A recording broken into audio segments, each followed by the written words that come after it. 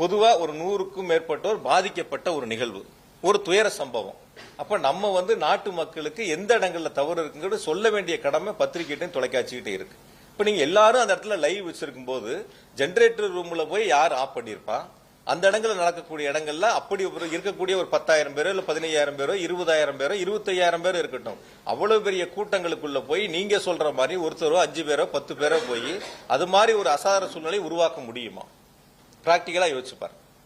நீங்க ஒரு 30 பேருக்கு 50 பேர் பத்திரிகையாளர் இருக்கீங்க, ஒருத்தரோ 2 பேரோ ஒரு தவறான ஒருத்தர் உள்ள வந்து உங்ககிட்ட ஒரு கருத்தை பண்ணாருன்னா நீங்க அதை அனுமதிப்பீங்களா? பொதுவான ஒரு கேள்வி கேட்கணும், எப்படி அனுமதிப்பாங்க? இப்ப அந்த இடத்துல இருக்கக்கூடிய அவருடைய தொண்டர்கள் அந்த இடத்துல இருக்காங்க, அந்த கட்சியை சார்ந்தவங்க அங்க இருக்காங்க.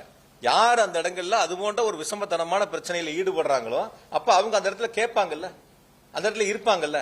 அது நீ முதல்ல பத்திரிகையாளர் நம்ம தான் அதை பார்க்கணும். நம்ம லைவ்ல நீங்க எல்லாரும் போட்டீங்க, ஒவ்வொரு சேனலும் ஒவ்வொரு ஆங்கிள் வச்சு லைவ் வந்துச்சு. இந்த ஜெனரேட்டர் ரூம் நீங்க பாருங்க.